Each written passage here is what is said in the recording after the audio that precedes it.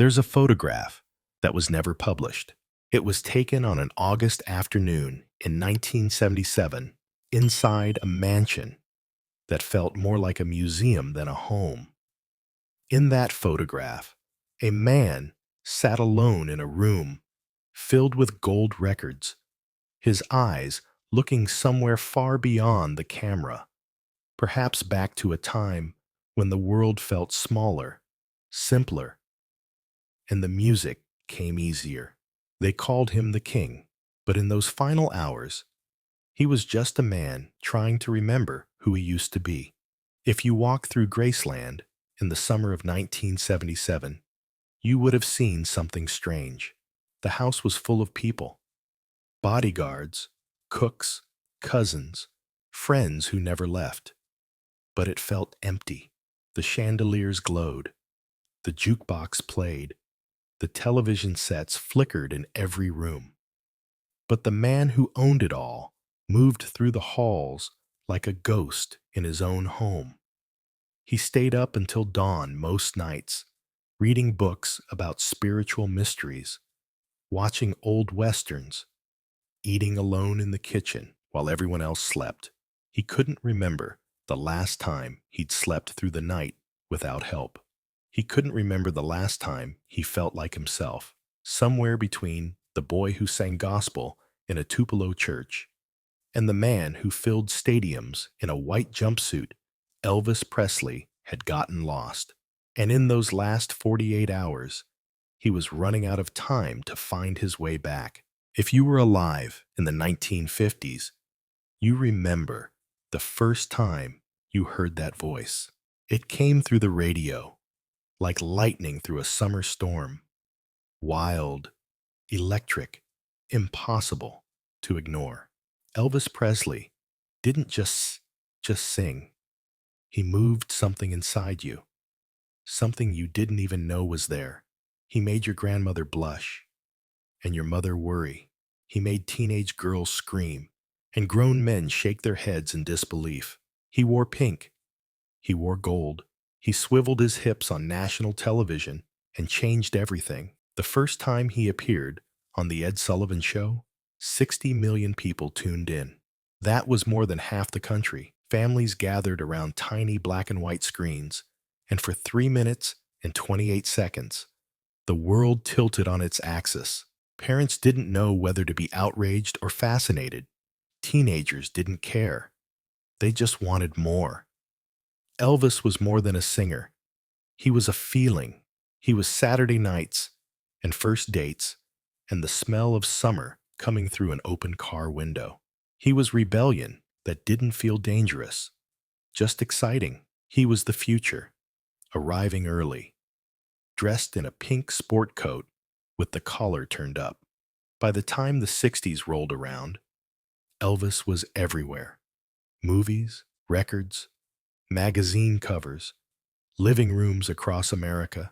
He went into the Army in 1958, and the whole country held its breath. Would he come back the same? Would the magic still be there? He came back in 1960, a little older, a little more polished, but still Elvis, still ours. The movies came next. Blue Hawaii, Viva Las Vegas, Girl Happy. They weren't masterpieces, but they didn't need to be.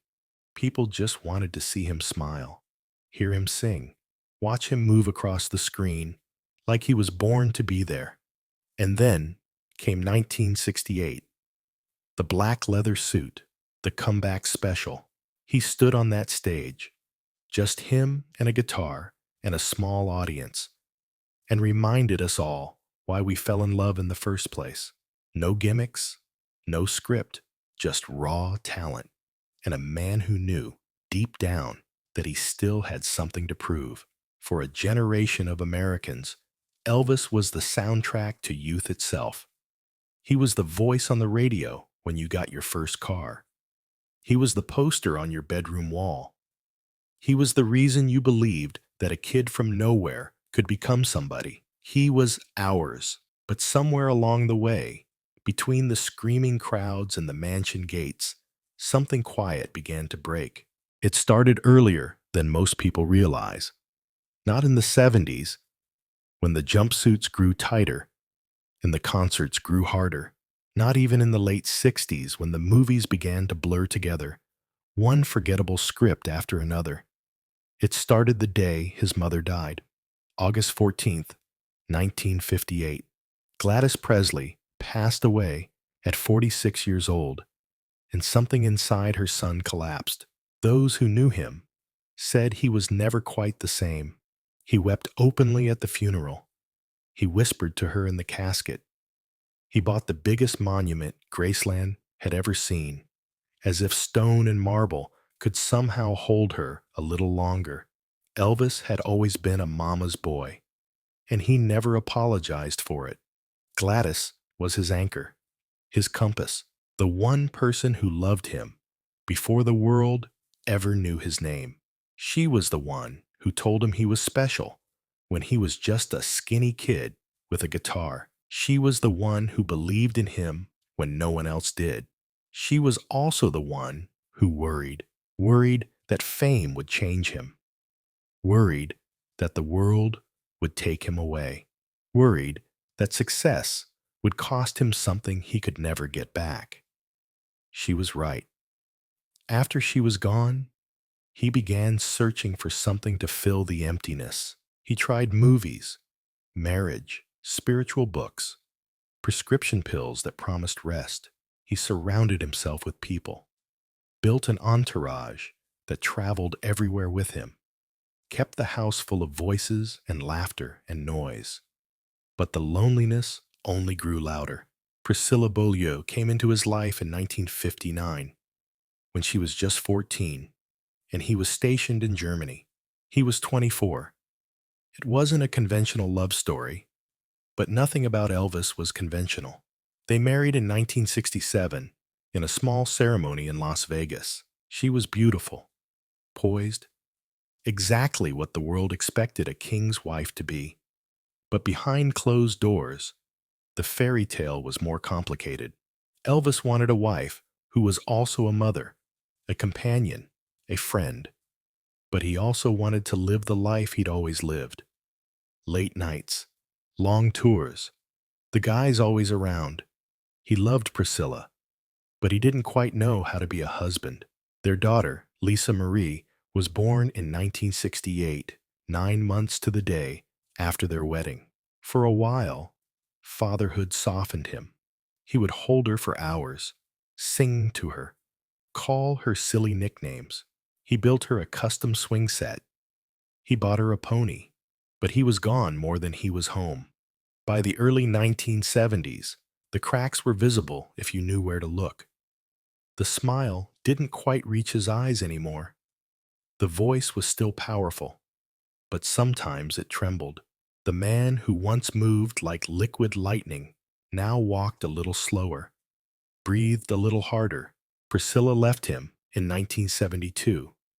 She took Lisa Marie and moved to California.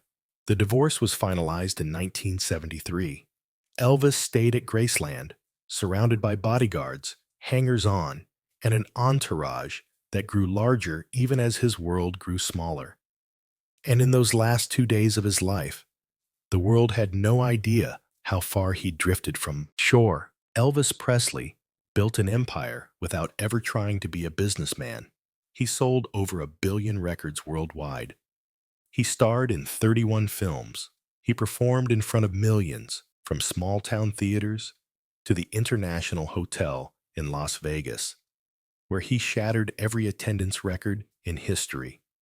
He performed 837 consecutive sold-out shows. People flew in from around the world just to see him stand on that stage in a white jumpsuit covered in jewels and sing "Can't Help Falling in Love" one more time. He bought Graceland with cash in 1957 for $102,500.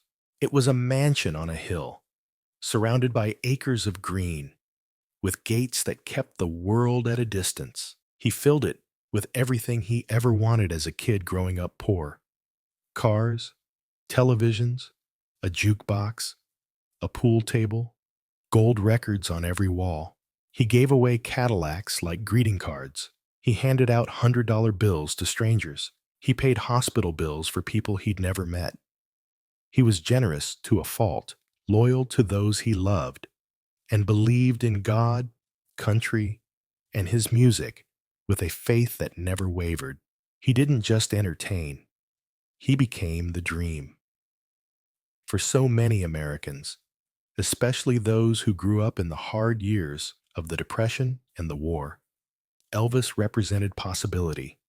He was proof that a boy from Tupelo, Mississippi, born in a two-room house with no running water, could stand on a stage in a gold suit and make the whole world stop and listen. He met presidents. He collected police badges from every city he visited. He was deputized as a special agent by the FBI. He loved America with a sincerity that was almost childlike. When protesters burned the flag in the 60s, Elvis quietly wore his country's uniform and served without complaint. That was the legend. That was the story we all wanted to believe. But the stage lights were bright, and the silence afterward was unbearable. Elvis couldn't sleep. Not naturally, anyway. The pills helped. The ones the doctors prescribed. The ones he trusted because they came in little brown bottles with his name typed neatly on the label. Demerol for pain, Placidol for sleep, Dexedrine to wake up, Valium to calm down, Percodan, Dilaudid, Quaaludes. He wasn't trying to get high. He was trying to function. The schedule was relentless. Concerts 6 nights a week, travel, rehearsals, expectations. Everyone wanted a piece of him, and he gave it freely because that's who he was. But there was nothing left for himself. His marriage to Priscilla ended in 1973. She took their daughter, Lisa Marie, and moved to California. Elvis stayed at Graceland, surrounded by bodyguards, hangers-on, and an entourage that grew larger even as his world grew smaller. He ate alone, often late at night, fried peanut butter and banana sandwiches, cheeseburgers, meatloaf, mashed potatoes, anything that tasted like comfort, like childhood, like a time when things made sense. Food became one of the few pleasures he had left that didn't require a stage or an audience. He gained weight. He knew it. He hated it. But the mirror was a cruel companion, and the pills made it easier not to think too much. His health began to fail in ways that couldn't be hidden: high blood pressure, an enlarged colon, glaucoma, liver damage. His body was breaking down under the weight of everything it had been asked to carry. Ginger Alden, his girlfriend at the time, later said he would sometimes just sit in silence, staring at nothing. Other times, he'd talk about spiritual things, life, death, what comes after. He read constantly. Books on religion, philosophy, numerology, reincarnation. He was searching for meaning in a life that had become a performance he could no longer escape. His friends worried. His father worried. His doctor, George Nicopolis, Dr. Nick, kept prescribing. Elvis kept taking. By August 1977, Elvis Presley was 42 years old, and he was exhausted. He had a concert tour scheduled to begin on August 17th in Portland, Maine. 14 shows in 2 weeks. The tickets were sold out. The venues were ready. The band had rehearsed. But Elvis wasn't sure he could do it anymore. He didn't say that out loud. He never did. He just smiled, nodded, said he'd be ready. And then, in the early hours of August 16th, he sat alone in his bathroom and wondered how much longer he could keep pretending. It was 4 a.m. on August 16th, 1977. Elvis couldn't sleep. Again, he sat in his bathroom at Graceland, the door closed, a book resting on his lap. The title was The Scientific Search for the Face of Jesus. He'd been reading it on and off for days, underlining passages, folding corners, looking for something he couldn't quite name. Ginger was asleep in the bedroom. The house was quiet except for the hum of the air conditioning and the distant echo of his own breathing. He had a concert scheduled in Portland. The plane would leave in a few hours. Another city, another stage, another crowd expecting the king. But in that moment, sitting alone in the stillness of a summer night, he wasn't a king. He was a man who missed his mother, a man who missed his youth, a man who wanted, more than anything, to close his eyes and wake up feeling whole again. The bathroom was large, carpeted in thick red shag, with gold fixtures and a padded toilet seat. It sounds absurd now, but that was Graceland. Everything gilded, everything excessive, everything designed to prove that a poor boy from Tupelo had made it. But no amount of gold could fill the silence. Elvis reached for the pill bottles on the counter. He knew the routine by heart. 2 of these to calm down, 1 of those to help him sleep, another just in case the first one didn't work. He told himself it was just to sleep, just for a little while. He thought about the tour, 14 cities, 14 stages, 14 nights, of pretending he was still the man they remembered. He thought about his daughter, Lisa Marie, and how she was growing up so fast. He thought about his father, Vernon, getting older, looking more tired every day. He thought about all the people depending on him, the band, the crew, the staff at Graceland, the entourage that lived off his generosity. He thought about his mother and how much he wished she were still here to tell him everything would be okay. Somewhere in the house, a clock ticked. Outside, the Tennessee humidity hung heavy over the mansion grounds. Security guards sat in the darkness, unaware that inside, in a second-floor bathroom, time was running out. Elvis never made it to Portland. At 2:30 p.m. on August 16, 1977, Ginger Alden woke up and realized Elvis wasn't beside her. She called his name. No answer. She found him in the bathroom, slumped forward on the floor, his face pressed against the thick shag carpet. His pajama bottoms were bunched around his ankles. A book lay beside him, pages open, as if he'd been reading just moments before. She screamed. Joe Esposito, Elvis's road manager and closest friend, came running. He tried to revive him. He called for help. Al Strata, another member of the entourage, rushed in and started CPR. They worked on him for what felt like hours, but was only minutes. Paramedics arrived within 9 minutes. They found Elvis on the floor, his face purple, his body cold. They tried anyway. They always tried for Elvis.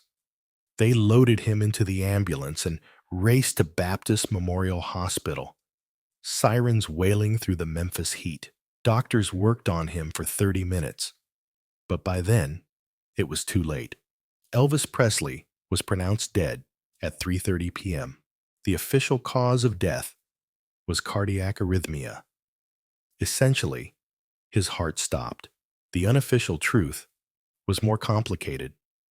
A body worn down by years of prescription drug use, stress, poor diet, and the kind of exhaustion that sleep can't fix. Dr. Nicopolis was there. Vernon was there. The men who had been by Elvis's side for years stood in the hospital hallway, unable to believe what had just happened. Vernon Presley, 71 years old, his face pale and drawn, had to identify his son's body. He had already buried his wife. Now he was burying his only child. Within hours, thousands of fans gathered outside Graceland's gates, weeping openly, holding candles, singing hymns. The Memphis police had to close the street. News trucks lined the block. Reporters spoke into cameras with tears in their eyes. Radio stations across the country interrupted regular programming. Newspapers printed special editions. The world stopped. President Jimmy Carter issued a statement. Elvis Presley's death deprives our country of a part of itself. He was unique and irreplaceable. Frank Sinatra, who had once dismissed Elvis as nothing more than a passing fad, said simply, "There have been many accolades uttered about Elvis's talent and performances through the years, all of which I agree with wholeheartedly. I shall miss him dearly as a friend." On August 18, 1977, Elvis's body was laid out in a copper coffin in the foyer of Graceland. More than 30,000 people filed past to pay their respects. Some had traveled across the country, some had known him personally. Most had only known him through his music. They all wept. But for those who knew him, really knew him, the tragedy wasn't just that he died. It was that he'd been disappearing for years, and no one knew how to stop it. Here's what they don't tell you about fame. It doesn't care if you're tired. It doesn't care if you're lonely or scared or searching for a reason to wake up in the morning. It just keeps demanding. More concerts, more smiles, more proof that you're still the legend they remember. Elvis gave everything he had to his music, his fans, his country. He was generous and kind and believed deeply in being a good man. But somewhere in the giving, he lost track of how to receive, how to rest, how to say no. He surrounded himself with people, but trust became harder. Everyone wanted something, a favor, a loan, a piece of the legend. Even the people who loved him couldn't always see past the man on the stage to the boy who just wanted to be seen for who he really was. He loved deeply, but relationships fractured under the weight of expectation. Priscilla loved him, but she couldn't compete with the entourage, the pills, the lifestyle that never stopped. His father loved him, but Vernon had never fully understood the pressures his son carried. The Memphis Mafia, his closest friends, loved him, but they also depended on him for their livelihoods, and that complicated everything. He wanted peace, but the only place he found it was in the pill that eventually took him away. The last 48 hours of Elvis Presley's life weren't filled with drama or scandal. They were filled with silence.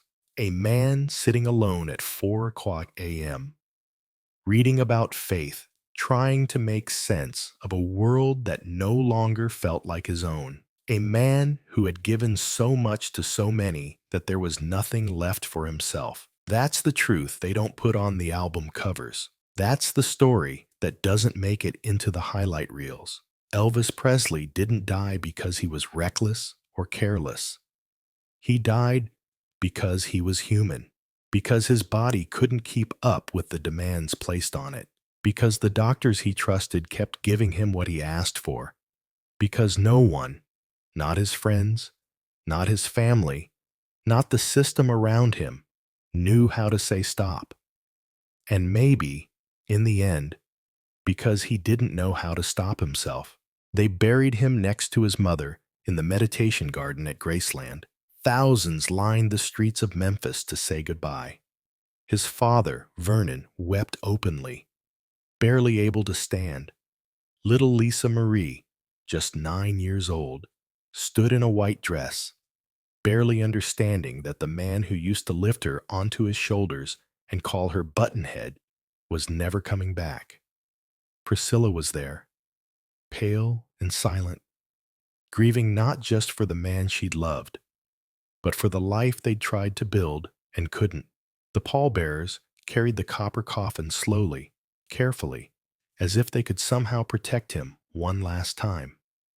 The sun blazed down. The crowd sang "How Great Thou Art," one of Elvis's favorite hymns, their voices breaking on every note. The world mourned the king. But perhaps what we should remember most is the boy from Tupelo who loved his mama, who believed in music like some people believe in miracles, and who gave so much of himself that in the end, there wasn't enough left to save. He wasn't perfect. He made mistakes. He trusted the wrong people sometimes. He couldn't outrun his demons, no matter how fast he moved. But he tried. He tried to be good. He tried to be generous. He tried to live up to the expectations of a world that never stopped watching. And maybe that's the lesson. That even legends get tired. That even kings need rest. That behind every spotlight is a shadow. And in that shadow is a human being who just wants to be loved for who they are, not what they represent. Elvis Presley gave us the soundtrack to a generation. But the cost of that gift was a life spent performing, even when the curtain should have fallen. Some stories aren't about the legend, they're about the man who carried it. And some stories stay with us forever. If this quiet story touched you, feel free to subscribe and join us for more forgotten American lives.